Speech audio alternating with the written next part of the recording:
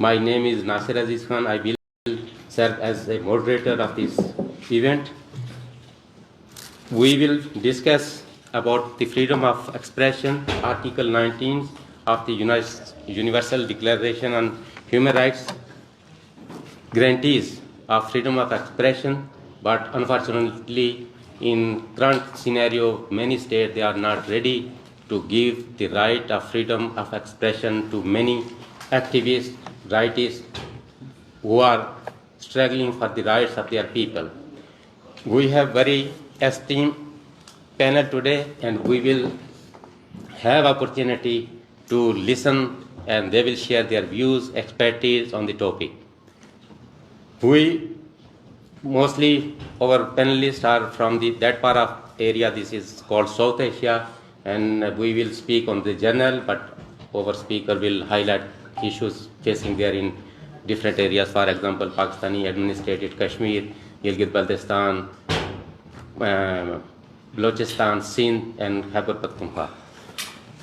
We have honor that beside me, the Chief Executive of Center for Human Rights and Peace Advocacy, Dr. Joseph. He is here. Thank you, sir, for your presence. I will introduce first speakers, and I request each and everybody. There is now the mechanism of UN that everybody cannot take photos or videos. There are only authorized people who can take, and they are already known who they are. They will take, and later if anybody needs photos or video, we can share. In our panel, we have Sardar SHAUKAT Ali Kashmiri, Chairman, United Kashmir People's National Party. Then we have Dr. LUHANO, Secretary General, Wealth Sindhi Congress. JUNAID QURESHI, Executive Director, European Foundation for South Asian Studies. FAZAL Khan, Advocate, he is the activist from Khyber Pakhtunkhwa. Mr. Munir Mengal, he is the President of Loch Vice Association. Jamil Maqsood, he is the Secretary Foreign Affairs, UKPNP. Ms. Yasmin Ali, she is the rights activist based in United Kingdom. Originally, she is from Pakistani administrated Kashmir. Now, without wasting time, and my humble request to each and every panelist that we have very limited time and we should conclude our presentations maximum 3 to 4 minutes. First, I would like to give floor to Mr. Jamil Maqsood, who is the Secretary Foreign Affairs, United Kashmir People's National Party. You have the floor, sir. Good morning, ladies and gentlemen, and thank you, Mr. Chair and esteemed panelists. During this 52nd session of the United Nations Human Rights Council, it is high time to inform international community through this august house, august council, that the people in Pakistan, and particularly the people in Pakistani peripheries, in Gilgit-Baltistan and so-called Azad Jammu and Kashmir, are facing human rights violations at everyday life. The state of Jammu and Kashmir is currently divided into 5 pieces, and the 2 pieces and the 2 parts are administered by Pakistan since 1947. The people in these areas, after 75 years of division, came to a conclusion that their ultimate goal, ultimate desire, ultimate wish is to be reunited with the rest of the state of Jammu and Kashmir. I would like to inform you that Government of Pakistan has introduced a constitutional act that regrettably and blatantly violate fundamental human rights, which are enshrined and guaranteed by the Universal Declaration of Human Rights, International Convention on Civil and Political Rights, and many other conventions, resolutions adopted by the UN General Assembly and UN Security Council time to time on these areas. For instance, Pakistan claims that she respects and honors right of self-determination of the people of Jammu and Kashmir, but she has refused the same right to the people of its administrative areas. For instance, Article 30, 31, 32, 33, 34, Article 56 and Article 7, Sub-Article 3 clearly instigate that the people which are living in the administration of Muzaffarabad have no right over their land, over their resources, and over their human capital. And this is very upsetting situation, very situation that need to be told at these forums. So ladies and gentlemen, it is high time that everyone in this hall, in this seminar, in this council should support the right struggle of the people in Gilgit-Baltistan and also in Muzaffarabad and its administration. Now Pakistan is changing the systematic demography in both areas under the Code of Census 2023, digital census, and the legal and civil society fraternities and political parties, mainly the United Kashmir People's National Party, has opposed the ploy that will change the demography of these regions. And we will be very thankful to you if you will highlight and if you will take this into media, to the civil society and to UN officials, that Pakistan must be stopped to change demography in Gilgit-Baltistan and also in Pakistani administered Azad Kashmir, which is they call as Azad Jammu and Kashmir. It is everything but not Azad, mean free or independent, because Pakistan has imposed 4 land officers that are running the total administration of that region, and also the Kashmir Council and Office of the Prime Minister has total hegemony over the political, social, cultural, economical and constitutional life of the people. So I thank you once again for holding this seminar and to provide this opportunity to share our views on current ongoing situation in our region. Thank you. Thank you, Mr. Jamil Maksud. We are honored that we have representation from Mission of United States, Mission of Finland, Mission of Australia, and Mission of Malaysia. Thank you for your presence here. Now, without wasting time, I move to next speaker, Dr. LUHANO Sahib, Secretary General, World Sindhi Congress. Sir. Thank you very much, President. On 1947, when Pakistan was formulated for whatever historical reasons, the first thing that they did, they said, there is only one nation, and that is Pakistani nation. And all the historical nations, Sindhis, Balos, Pashtoons, Bengalis, anyone who talk about these, it is provincialism, it is anti-Islam, and it is equal to treason. So you deny people to express. Thousands of years history, in one go they wanted to deny these people to express their. And just I'll tell you just one thing, a quote. Exactly 75 years ago, Liaquat Ali Khan stands in the Constituent Assembly and says, Mr. Liaquat Ali Khan, leader of the House, reminded Mr. Datta that Pakistan was created because of the demand of 100 million Muslims of the Indian subcontinent, and their language was Urdu. Because Pakistan was a Muslim state and it should have the language of the Muslims as a state language. So that means who decided this was a Muslim language of our language, Sindhi language, was thousands of years old. Even during the British period, it was an official national language of Sindhi people and all other languages. And none of the part that made Pakistan, their language was Urdu. And that was imposed. And that was declared.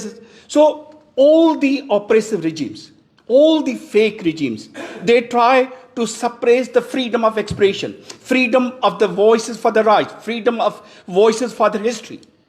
And that is the situation that we are in.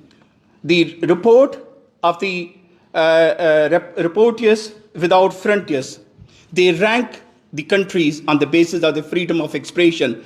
And Pakistan, in the latest report of 2022, it stands as 157 out of 180. And last year in 2021, they were 145 out of 180, and today in latest report, they are 157. And the report make very, very interesting comments that the political context is that whosoever is not in power, they demand the freedom of expression. As soon as the next day they come, they curb these freedom of expression for the other parties. The legal context is that legally in Pakistan, if you talk about the governments, if you talk about particularly the military establishment, it is a crime. It is a criminal. And that is the situation. And to demand the rights is a crime. That is the reason that, say, for example, our political leader, GM, said. What he asked? He writes, the Sindhis are a historical nation. Sindh is our motherland for thousands of years. We have got our rights. And what they did, they sent him in prison. He stood in prison for 33 years. And he died in a prison, in a hospital which was declared as sub-jail. And this happened to the old leaders of the nations. Bacha Khan, he was jailed. Khair Bakhsh Mari, Baloch leaders, they all were sent in prisons because they were expressing their rights, political, human, cultural, historical rights.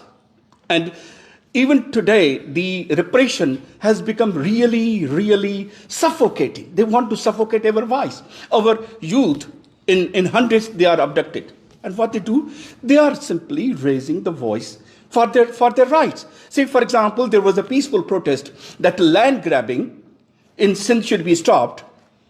And thousands of people, the cases were registered as terrorism and treason. I mean, look at it.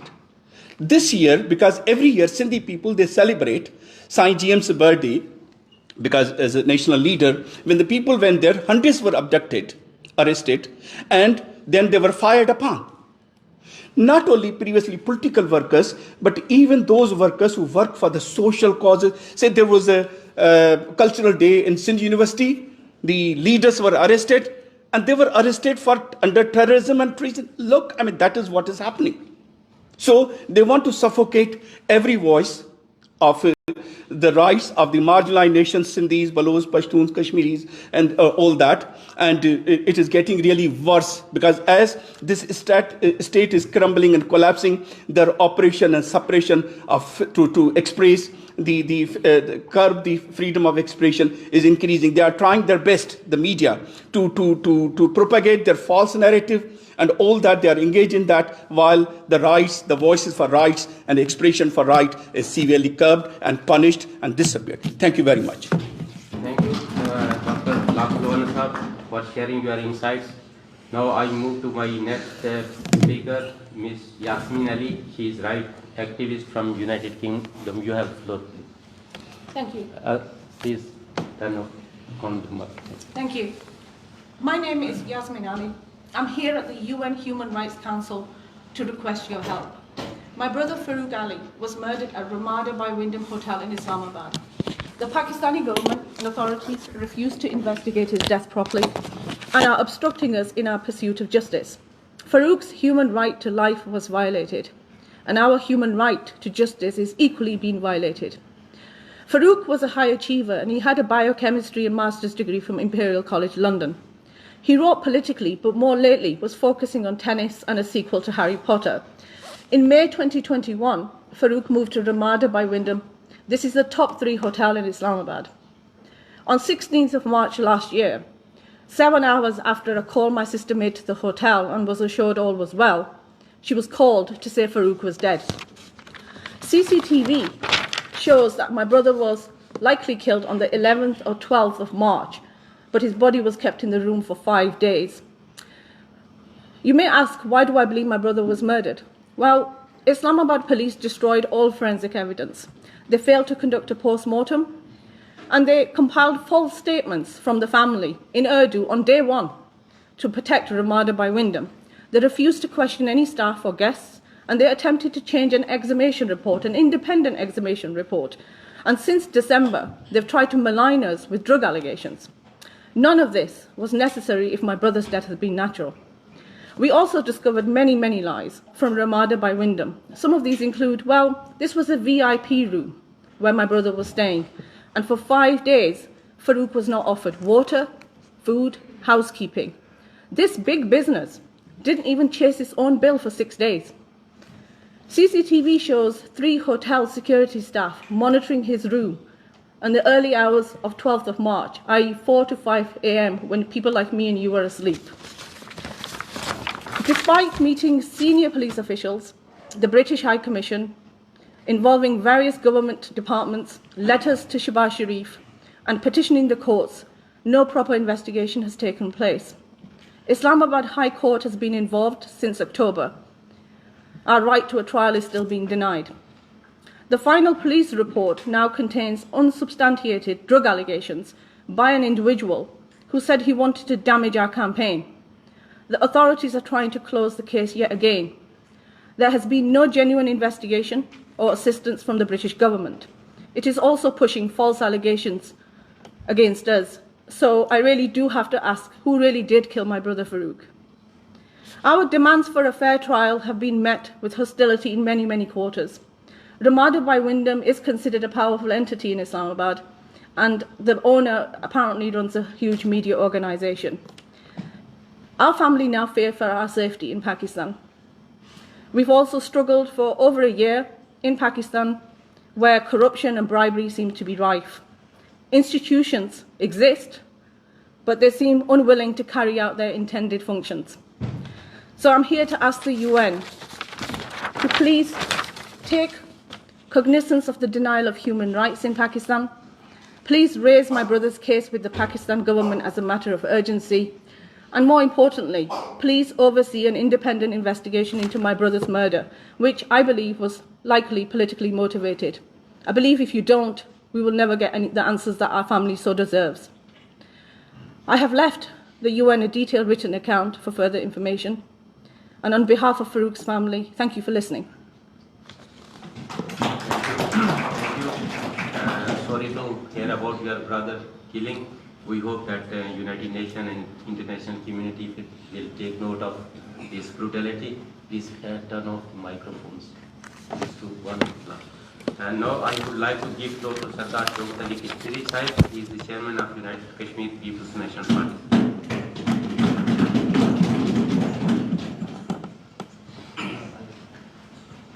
I thank you, Chair. Today, we are talking about, and we would like to talk about the freedom of expression. Unfortunately, under the Pakistani administrations, whether it's Gilgit-Baltistan or it's Azad Kashmir, our freedom of expression and freedom of association is completely compromised through different acts and ordinances. Recent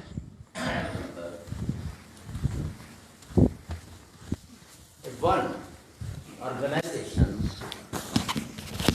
hold a conference regarding the human rights abuses and plundering of natural resources. They were attacked by the militant groups. It is very alarming. One hand, the government of Pakistan is befuddling world community that Pakistan dismantled all terrorist infrastructures and curb all the extremist and radical elements. But in our areas, thanks to social media, everything is very much clear that in Azad Kashmir, under the patronage of Pakistani intelligence agencies, the terrorist infrastructures, terrorist training camps is running under the patronage of Pakistan intelligence agency that is called the ISI, Inter-Services Intelligence Agencies. And any nationalist, progressive, secular, democratic people stand or organize any protest in favor of the human rights, Pakistan used them to silence our voices. And one of the student organization, National Student Federation, that is a secular, progressive student organization, it was attacked before our party comrades were attacked by the extremists, and they are freely moved with Kalashnikovs and the weapons. And now the state used proxies, extremist forces, to silence the democratic voices in our areas. And same is in Gilgit-Baltistan. In Azad Kashmir, Pakistani held Kashmir, no foreigner is allowed to enter in Kashmir until and unless, although he keeps the visa, valid visa of Pakistan, but that person, that visitor is not allowed to enter in Kashmir until and unless the Interior Ministry would not give him a special permission. And our media is totally controlled. All the journalists in our areas living under threat by the intelligence agencies and the terrorist extremist groups also. But there is no as such extremism among the people. It all supervised, supported and funded by the state, just to use them against our voices. And we are not, we are peaceful people, we have a track record. We never ever allow the violence. But whenever Pakistan actually use people in the name of religion, and unfortunately a state, a nation state, is used religion as weapon and officially declared that Pakistan is an Islamic country and no person is allowed to take part in any kind of, say, any votes. And Section 7 on the Act 1974, they force us to become the Pakistani citizens, whereas in Pakistani constitution, we are not part of Pakistan. But we cannot take part in elections. We cannot allow to get the mandate from the peoples until and unless we will not give the oath to the Pakistani that we are loyal citizen of Pakistan and our state will be part of Pakistan. Whereas Pakistan befooling the world community that Pakistan is in favor of the right to self-determination of the Kashmiris. But we, the people who lived under Pakistani administration, we are not allowed to retain our identity as Kashmiri. That's why the recent census, they are not include. They delete that forma where our nationality should be indicated, our language should be indicated. Only in that part, they are providing a formula where they cannot mention our nationality, our language. So again, it is a tricks that we denied our identity. And the Act 1974, we are ruled by 4 powerful land officers. That land officer always came from Pakistan. And land means that we are not able. A Kashmiri police officers cannot become the head of the police. Or a civil servant cannot become the head of the civil service, chief secretary like. So those land officers, they are not loyal with the local people, but they are crushing our voices. That's why a student leader, a renowned student leader, Ali Shamrez, the act which you can try is under the Gunda Act. It was before, when British was ruled there. But now it is abolished. And anybody who say that everybody, every citizen should have the equal rights, then they booked under blasphemy, and many religious classes used against them. So I request the world community and the international community, United Nations, they should send a fact-finding mission in Gilgit-Baltistan and Azad Kashmir so that they can search how much we are facing persecutions, and many people are in solitary confinement and nobody can access, and they have not allowed to the courts or any law forums. And we have no any representation in any law institutions. So Mr. Chairman is forcing me that now I should wait. Sorry for taking little bit much time. Thank you. Actually, our problem is so much when we are talking about Thank you, sir. Sorry for.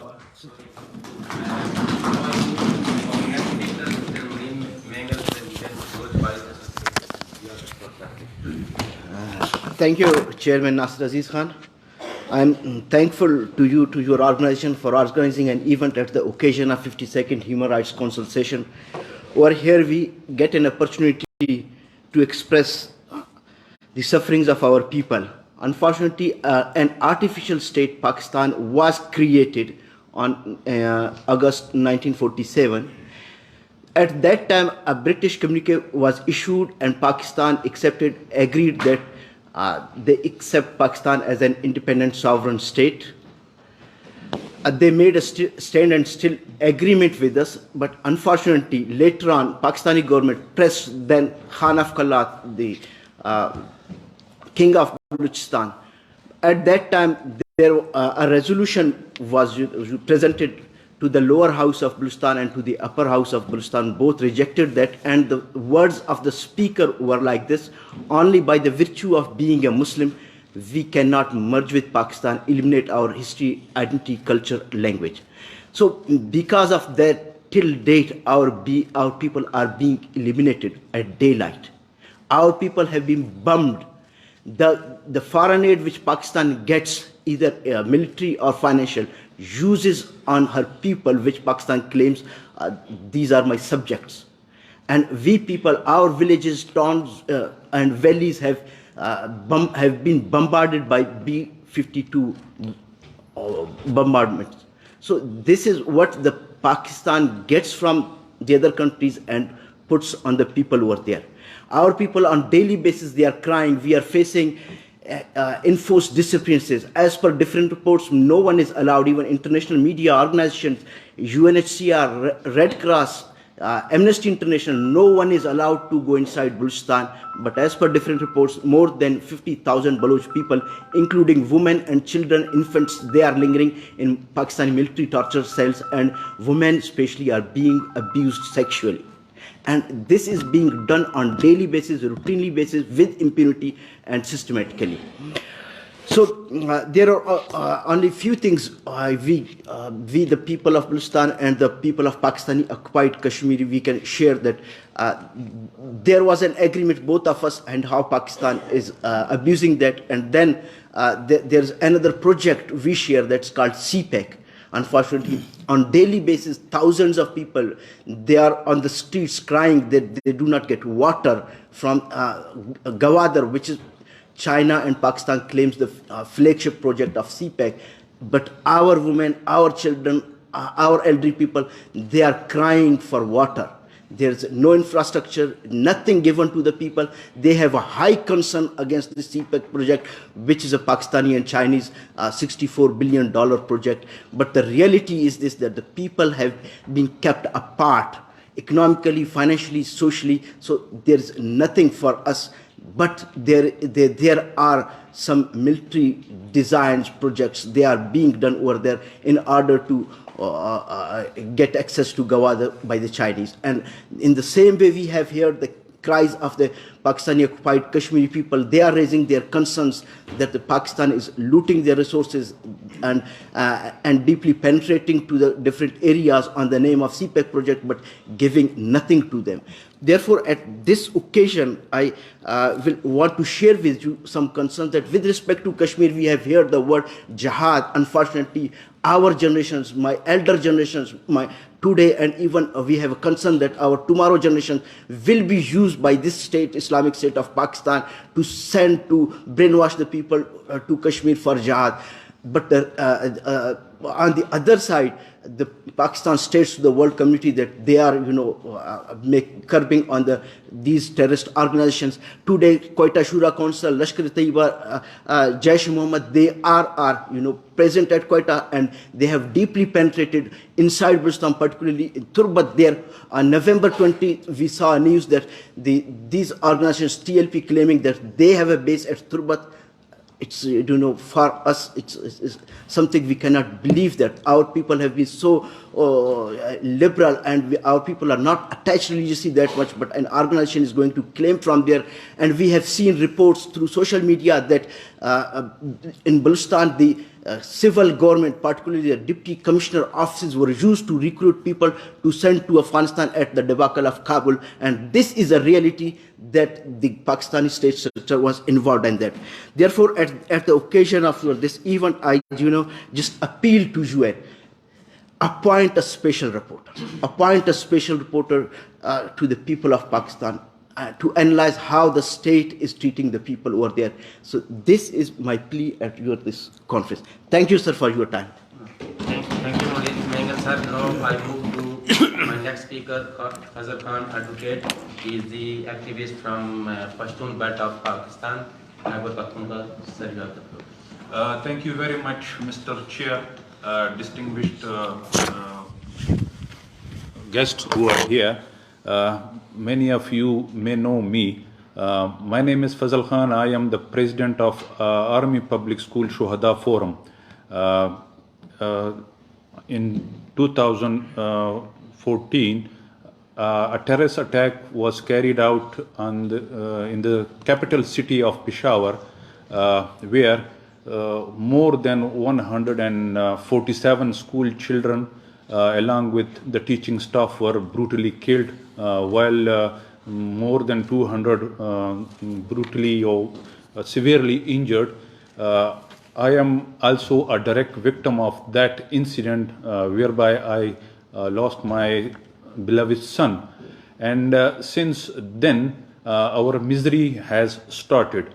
It's very strange that Pakistan came into existence on the basis of freedom of expression and freedom of religion. But unfortunately, after more than 75 years, we still requesting, demanding for that very right, which was the basic and the root cause of Pakistan. It's very unfortunate. If we see today's scenario, the Pakistan military establishment, which is the actual ruler of Pakistan, the puppets government is only there to pass any bills for them, under which they can carry out their personal gains or agenda, while on the other hand, our people, not only from Khyber Pakhtunkhwa, but from Balochistan, from Sindh, alongside Kashmiri's brother, they all are suffering from the oppression and suppression of the state and state proxies. It's very clear that Pakistan military establishment, they are not only sponsoring, facilitating the terrorists, and which they very proudly confessed. Many of their generals, after retiring, they write books on that, and they very proudly confess and admit that yes, these are our assets, and they carried out what our narrative, what our agenda was. So in such like situation, it is strange that why the European Parliament, this August forum, the civilized world are not asking them that this basic right should be given, and that is right to life, a right to peace. For a very long time, our people, Pashtoon, were posed to the world as terrorists. In fact, we are not terrorists, we are victim of terrorism. And that is the point which need to be understood by the civilized world. Our resources are very ruthlessly looting by Pakistani military. They send these so-called, if you call it Taliban, but I will name it terrorists. They send in a specific area and then they start operation there, and through that means they vacate the people, they make them in IDPs, internally displaced, and then there they start their mining.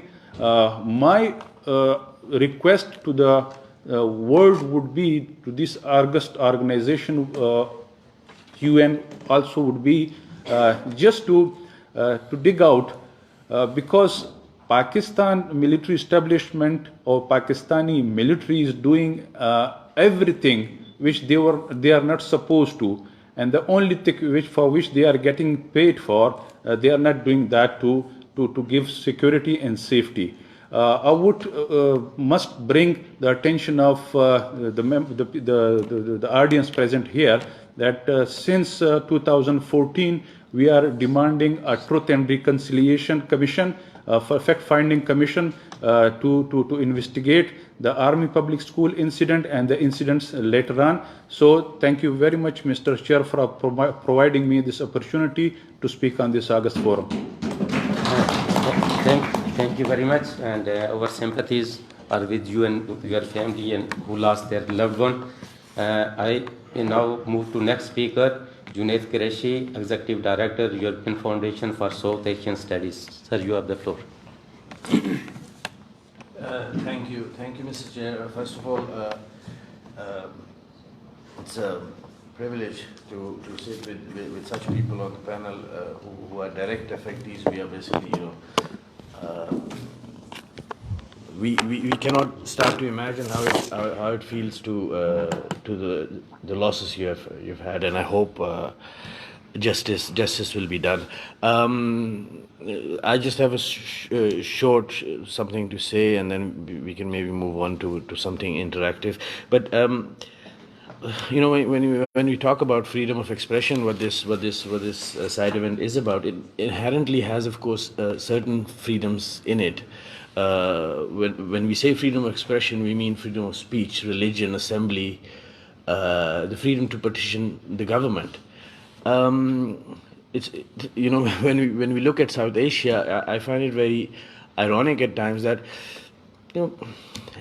when we say freedom of expression, I think all of us mean two things. One is freedom of expression and freedom after expression. And I think in South Asia the problem is freedom after expression. And in the case of many people have highlighted that in the case of Pakistan, again, freedom of expression inherently has freedom of religion.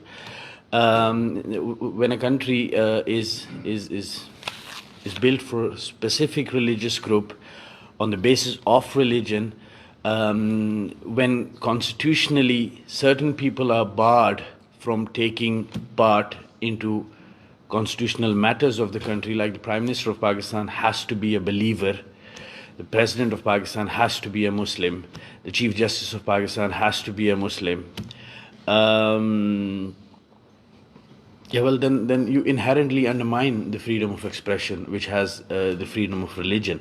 But in our region, equally important is probably the right after the expression you have. And I think all of us, or many of us who are sitting here, are basically here because we did not have the right to express ourselves, so that and now we are coming to forums like this to highlight that those people who are still living there are given those rights to say what they want, to believe, to have we just talked about some student organization which has been barred from protesting, or the right to petition the government. And in the case of the non-legal areas, in the case of the Islamic Republic of Pakistan, there the people don't even have any rights. So the right to freedom of expression comes after the right of your land, of your territory, and we don't have that in places like Gilgit-Baltistan or Pakistan administered Kashmir. The chair has 6 times already told me to stop. I'm sorry. Thank you. Now I would like to give floor to Dr. Joseph AYEAH. He is the Chief Executive Center for Human Rights and Peace. You have the floor. Mr. Chair, I would have wished to speak last after the interaction with the audience. Okay, then in we, terms of questions and answers or contributions. Now we can open floor for a question answer session. If anybody has question or short comment, please raise your hand, introduce yourself. This I will come. Yeah, please. Thank you. Thank you. My name is AZIZ. I'm from Azerbaijan. I feel sympathy towards Pakistan and all people of Pakistan. Of course, it was interesting to hear all opinions and all free expressions here. I wonder if anyone of you can answer the question in regard to India-controlled Kashmir. I mean, the situation with freedom of expression in India-controlled Kashmir. Is it different? Is it better? Is it worse? Thank you. Thank you. We will take 2-3 questions and then we'll back to you. Mr. Sajid. Thank you, Mr. Chair, giving us floor for comments and questions. And I would like to draw your attention towards the freedom of expression, in particularly POK, Pakistani occupied Jammu and Kashmir and Gilgit-Baltistan. Over freedom of expression, freedom of speech has been curtailed since 1947, when the Pakistan invaded Jammu and Kashmir on 22nd October 1947. So I would like to give a suggestion, or I would like to for the solution. What is the solution? How we can get rid of this out of this mess, particularly, and the most important is there is any procedure regarding United Nations Security Council or United Nations Human Rights Council for the implementation of truce agreement and the 13 August 1947 resolutions. If that resolution is going to be implemented, then we can get out of this mess. Thank you. Please turn off microphones. Please, what is your view? Thank you, Chair, for giving me the floor. Not respecting the views of the panelists, to not agreeing with all of them, but with due respect to them, I would like to make a comment that the flyer, it shows the freedom of expression, and that's why we could see the delegates from United States, Austria, Malaysia and others here, that we will discuss the freedom of expression around the globe as a subject and a theme. But the way the things were articulated, we only targeted one specific region in the subcontinent. And when we take the freedom of expression in the region, mostly in yesterday, US State Department report on India, and also Amnesty International yesterday's press release, and UN Special Rapporteurs, Special Rapporteur on Human Rights Defenders yesterday's tweet speaks volumes of how freedom of expression in the region, especially in India, is. So I'd like some of you to answer the question from my friend who is... Yeah, we will back to you. Thank you for your... SARDAR SHAUKAT Kashmiri Sahib, he wants to reply.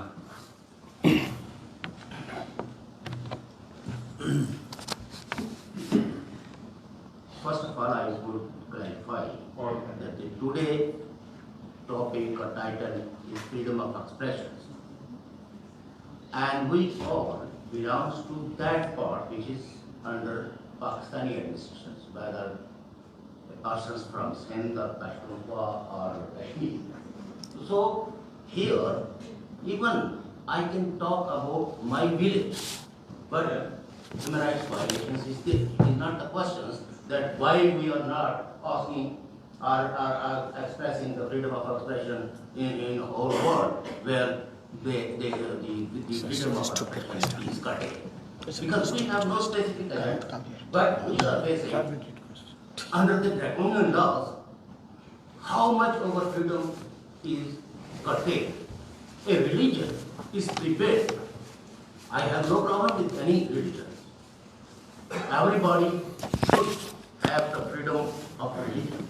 But I must ask, the whole community should ask, like a national state, theocratic state, like in Pakistan, all the laws actually prevent and curtail the freedom of expression and suppress the historical nations. That's why we are talking about our history, because this is the forum for the human rights. And the other questions, a person from Uzbekistan, Azerbaijan. I think, but I know Azerbaijan and the state of Jammu Kashmir, the other part which is under India. The people of Indian and Kashmir has little bit more right as the Azerbaijan. Sir, we have other questions.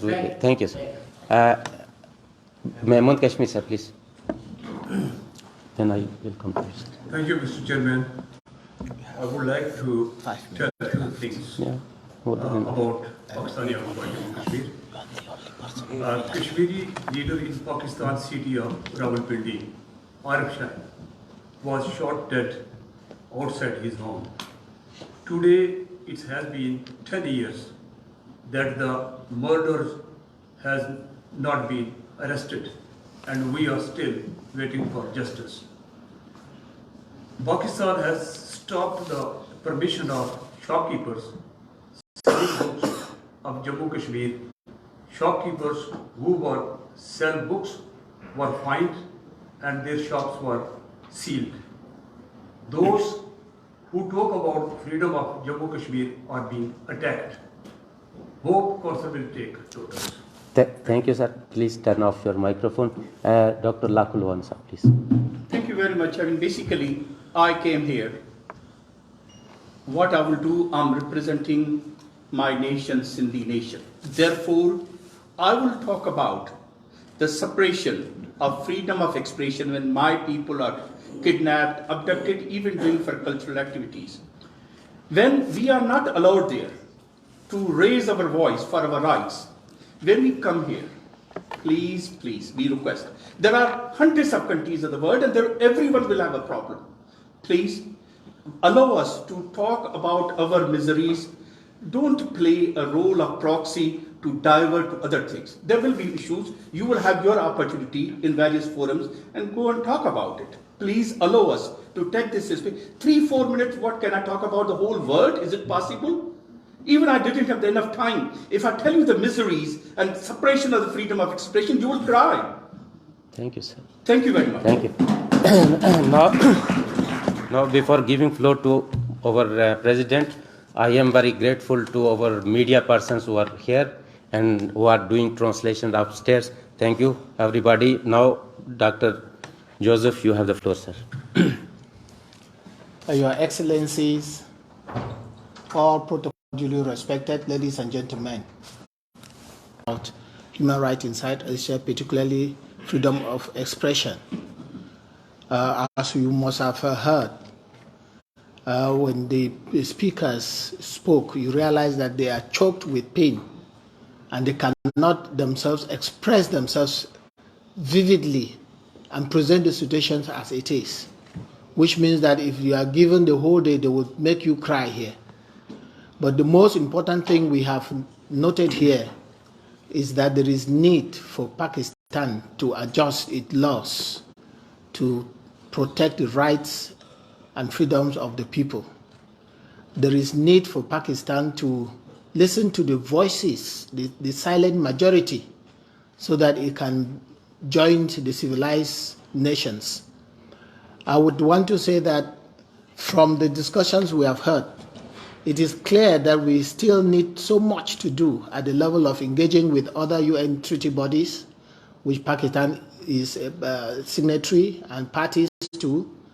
And at the same time, we also need to engage with other UN missions to the United Nations in Geneva so that they can collaborate with Pakistan in consonant with Article 66 of the Charter of the United Nations, which simply requests that if a state is unable to grant the necessary protection for the people, it can collaborate with other member states to be able to do so.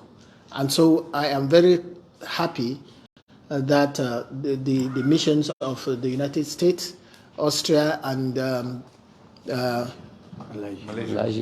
Elijah are here, Finland, and they are listening, and definitely they will have something to share with their collaborators, with their partners, which is Pakistan. On this note, ladies and gentlemen, that we must keep to the rules and regulations of the Human Rights Council when we are organizing a side event like this one. I would like to hand over the microphone to the chairperson to close. Thank you. Once again, I am very grateful to all of you for your presence, your participation, for your presentation you made here. We will continue our work for the protection and promotion of the human rights. Thank you, everybody. We conclude this meeting.